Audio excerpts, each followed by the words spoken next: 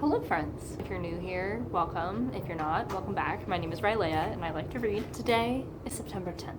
What's the deal? I've read 2 books so far this month.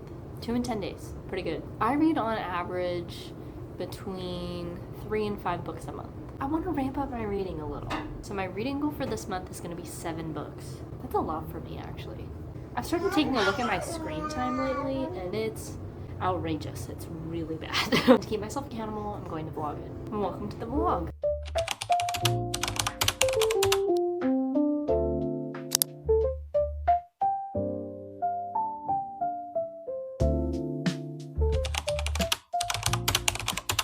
Today's my birthday. Actually, tomorrow's my birthday. Tomorrow's a Sunday, so I don't really want to leave my house tomorrow. My plan is to go to the mall to visit Books A Million. I don't want to spend a bunch of money there. I'm probably just gonna browse their sale section or see if they have any mass market paperbacks that look interesting.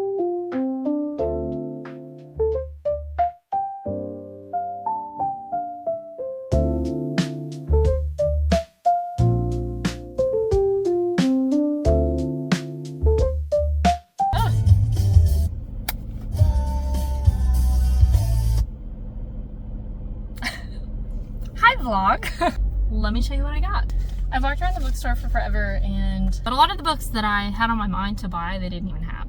They added a mass market paperback section to our Books A Million and they did not have that before. Or they did and it was super tiny. I've been looking at getting The Wheel of Time, the first book in that series, The Eye of the World. But the cover that I want is $20 and I couldn't justify spending that much, and I just feel like the mass market paperback cover is really ugly, and normally I wouldn't care about that, but for these I think that the new editions are so stunning that I wanted it so bad. But it never goes on sale. It's always the 6th book in the series that's in the sale section. I always look just in case. But today I committed to buying it full price because I was like, well, celebrating my birthday, why not? And then I went back to the sale section and guess what they had?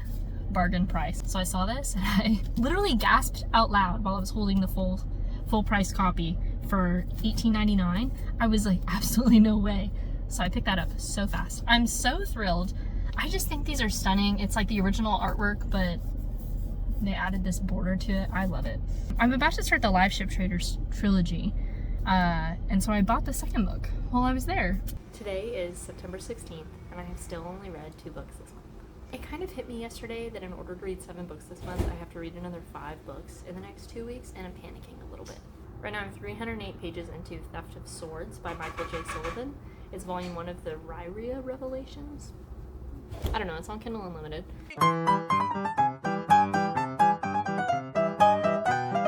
I'm liking it, but it's a definite contrast from what I was reading before. Robin Hobb's writing is super character intensive, and this book is not. You're really given so little information about your main characters. The characters that join the main duo as you progress in the story, I feel like I've learned more about them than I have the main 2. If you've never heard of it, basically the book follows these 2 thieves in the beginning of the book that are hired to steal a sword for somebody out of a castle. They have rules in place to protect them, one of the rules being that they don't take last minute jobs, but because they're offered a bunch of money for this job, they decide to take it last minute and it kind of screws them over. They show up to the castle to steal this sword and they get implicated in the king's assassination. Obviously not great. I'm only 40% of the way through the book, I think, and I already feel like I have read a whole novel. Which makes sense because I'm 300 pages in. But I really don't see where the story is going. So much is happening and it just doesn't feel like there's a clear progression of events. It's entertaining enough, so much is happening that I am interested. I'm going to finish it. I've invested this much time in it. I really need to hurry up because I still have to read 4 more books before the end of the month.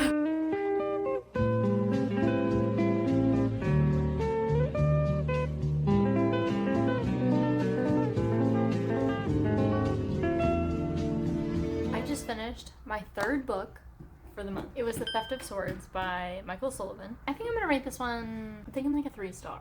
To the last 100 pages and I honestly started speed reading it. I just feel like I wasn't super invested in what was happening in the story. I felt like the author was spending a lot of time telling you everything that was happening instead of showing you. It didn't feel like there was any overarching plot. It didn't feel like anything was connecting the events, and I honestly don't understand why it was split into two separate books inside of the novel. I feel like they were two completely separate storylines, and I don't understand why the author chose to tie them together in one.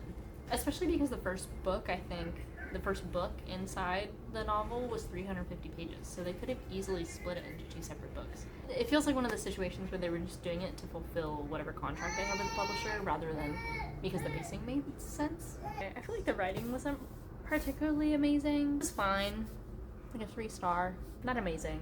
I don't know that I'm necessarily going to keep reading the books. Okay, I decided I'm gonna read Just for the Summer by Abby Jimenez, which I'm not super in the mood to read right now, but I think I can get through it fairly quickly and it'll be a good breather between all the fantasy books that I've been reading, so I think we're gonna start with that one and go from there. I'm in the exact same spot I was yesterday to give you an update about the book I decided to read, which was Just for the Summer by Abby Jimenez. I read on my lunch break today. I read about 60 pages. I'm on page 232 now. I forgot how heartfelt this book is. I feel like I remember it becoming kind of depressing, and it's honestly not. Like, sad things do happen, and the main character's facing misfortune for sure, but I wouldn't say it's depressing.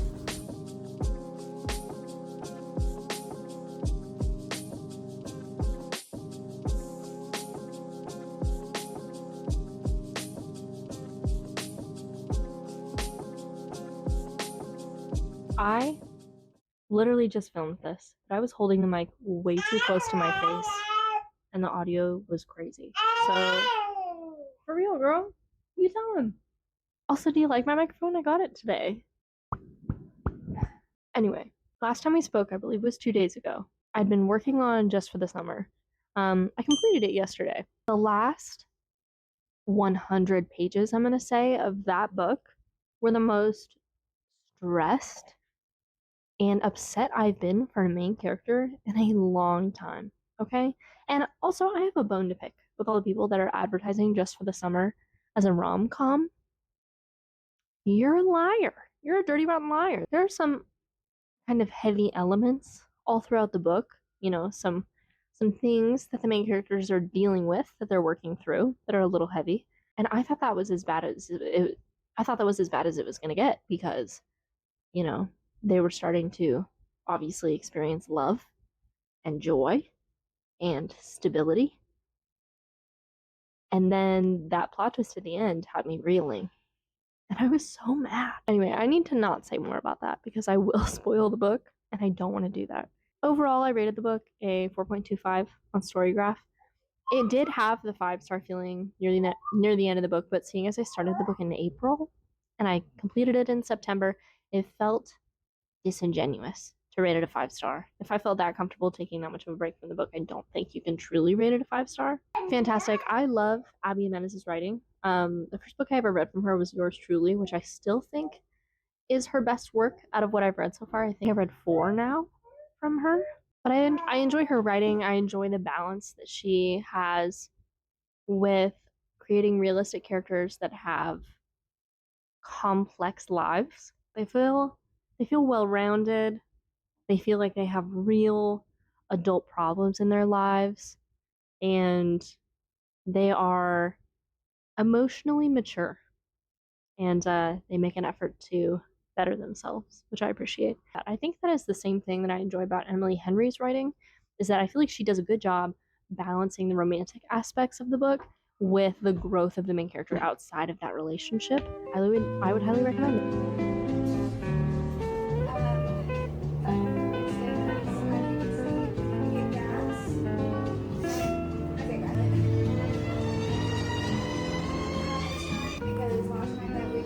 Hey guys, today is Saturday. Yeah, Saturday. I'm sick. I caught whatever illness my daughter has. I actually went to work for like an hour yesterday and then I went home because I was feeling super crappy. I have often heard other people say when they're sick that it's like the perfect time to get reading done because you just want to lay in bed or lay on your couch covered up with a blanket and like not, you just want to do anything, you know? But when I'm sick, I feel like my eyes, I don't know, like I don't wear my glasses when I'm sick usually. I put them on this morning because I'm watching little toddler to make sure she doesn't get into anything crazy. I feel like I just have a hard time like focusing my eyes when I'm sick, and reading kind of gives me a headache. So I really haven't read anything in the last 2 days, which is disappointing. I did start The Wheel of Time, and I'm still within the part of the book that I read before, page 15, so not very far at all. And I think I just need like more of a breather book. I need something that is like easy and where I don't need to feel like I have to hold on to all the details to remember like who's who. Because I feel like in the beginning of a fantasy book, it's like a lot of just memory work because you know that this stuff might be important later. And I just don't want to do that to my brain or my eyeballs right now. I also started Love on the Brain by Ellie Hazelwood. I'm like 8 pages in, I think. My kid stole my bookmark. I honestly don't know where I am. And this definitely has like that feeling from when I read The Love Hypothesis, where it was just like, oh, you're just such a little dork finding love. And it's like cringy. It reminds me of like, do you guys remember when like Wattpad was really popular? I know that people still use it, but like at the peak of Wattpad, I was a Wattpad enthusiast, a Wattpad user. I loved that thing. Okay. Ellie Hazelwood's writing and like the premise of her stories reminds me so much of like that Wattpad era. And I'm not going to elaborate on that. If you know, you know.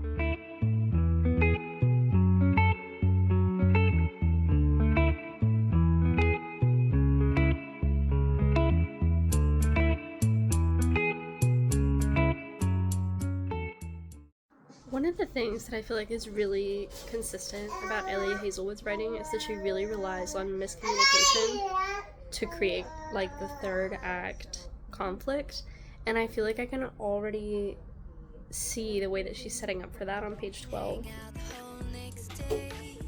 So B is working on a joint project between the NIH and NASA, and fun fact, I used to be a mechanical engineering student and my dream was working for NASA.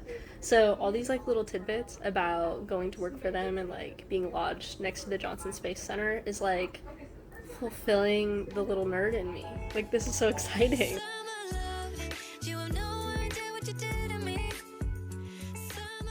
Hello. It is the next day. I finished Love on the Brain yesterday. I feel like I need to say to take this review with a grain of salt. I read The Love Hypothesis about 2 years ago now, maybe a little bit longer, and I kind of felt like I just read the same book over again. From what I remember, she wrote the female protagonist and the male protagonist the exact same way in that book. The like small, quirky female lead and like the big, strong, brooding male lead. I feel like their whole relationship is just rooted in misunderstanding. The female lead being like, of course he can't like me. I'm too quirky and he's just so handsome and hot. This formula really seems to work for Ellie Hazelwood. I've heard several people say that all of her books are kind of like that. And if the formula works for her, I wish her all the success in the world. And B is also very quirky. I don't want to say I have anything against a quirky gal, okay? Sometimes B was just a little too quirky for me. For example, B faints a lot in this book, and I thought that this was going to be connected to some kind of like chronic disorder that she has. I thought that there was going to be an explanation for it. And she jokes about it a few times, but ultimately the only reasoning that you're given for why she faints all the time is like something to do with like having bad blood pressure, whatever that means. For example, at one point in the book, she faints after seeing a spider stuffed animal. She faints. And then when she comes to, she sees the exact same stuffed animal again and then faints again. And she doesn't even really have like a crazy spider phobia. She just faints because she's quirky. And there are a few intimate scenes in this book. I skipped over them. By the time I got to those scenes, I just felt like I wasn't very invested in their relationship because I felt like I had already read it before. And I kind of just wanted to be done reading the book. Maybe not a good thing, but that's how I felt. All in all, I rated it a 3-star.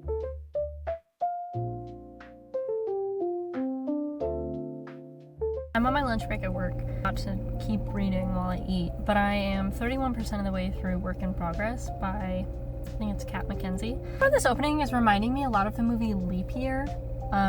If any of you know what that is, it's like one of my favorite comfort rom-coms. I think because the main character in that movie and the love interest are like, they really don't like each other.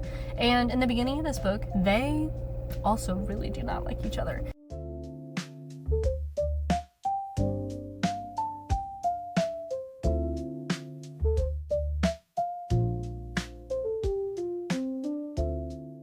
I finished Work in Progress by Kat Mackenzie the day before yesterday, I think is when I finished it. I thought it was super cute. I rated it a 3-star. I don't even remember what I rated it, to be honest. I'm just going to read to you the review I wrote rather than trying to paraphrase my own words. I guess important to mention, it'll release on January 14th of next year. So I read this like super far in advance. So Alice Cooper is in the middle of a life breakdown. Unemployed, newly single and bored, she finally decides to commit to the UK literary girls' trip of her dreams and change her life. However, the so advertised tour is not all that it seems. Said girls' trip is actually entirely comprised of women in their 60s and 70s and is led by an incredibly rude bus driver who seems to have it out to get her.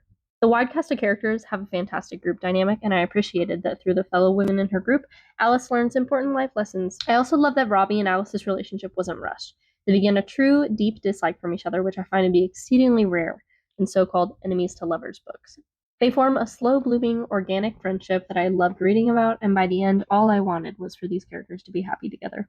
While I appreciated the detailed attention the author put into the scenery of the book, I did find the descriptions and the history of the locations somewhat droning at times.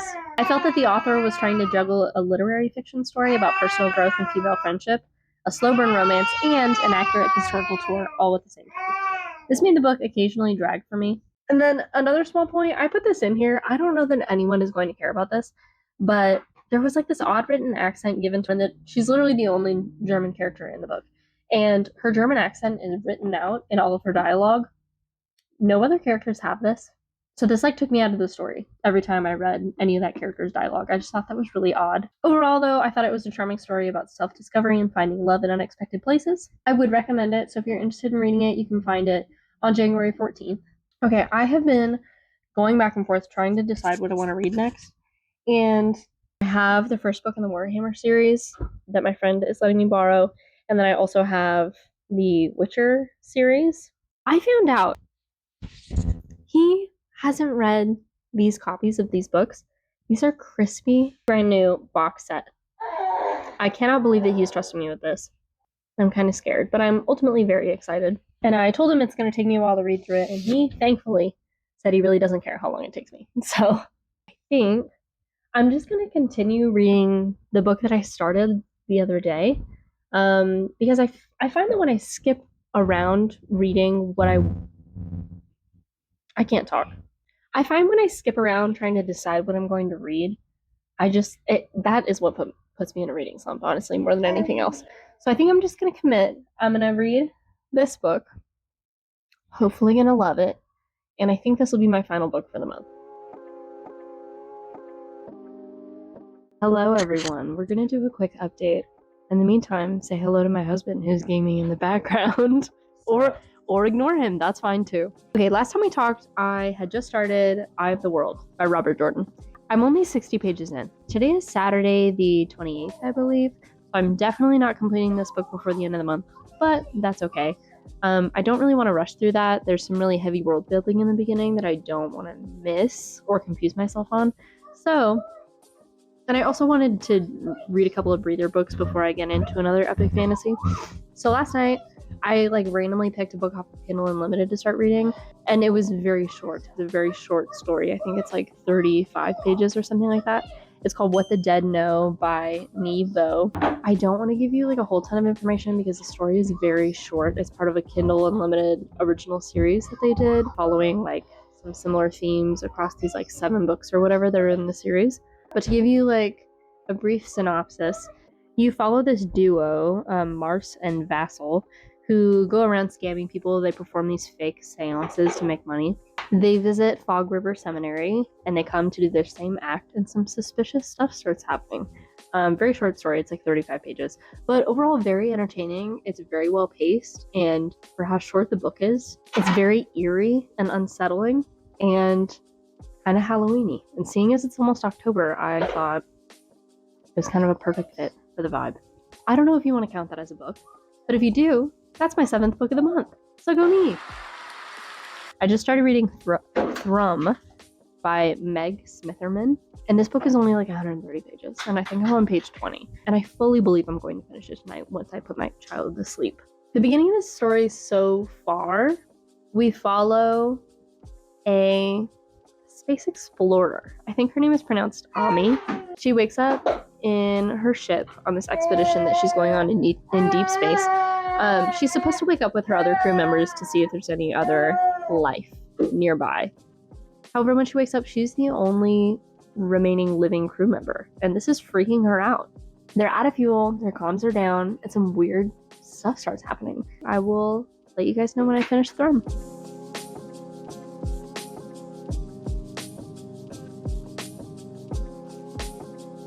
I'm 64% of the way through Thrum right now, and this is so fucking creepy. Hello, it is Sunday. I finished reading Thrum last night, and that was wild. The ending was a little bit predictable, but the execution was fantastic, so I rated it a 4-star. Hello guys, today is October 2nd, so we're now done with September, and I'm at my reading goal for the month. I actually read one more book than I anticipated. My original goal was 7 books total, and I completed 8.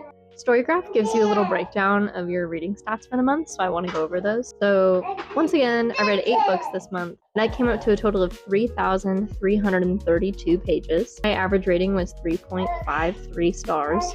My highest rated reads for the month were Assassin's Quest, which I read in the beginning of the month, not in this video, which was a 5-star. Abby Jimenez is Just for the Summer, which was a 4.25.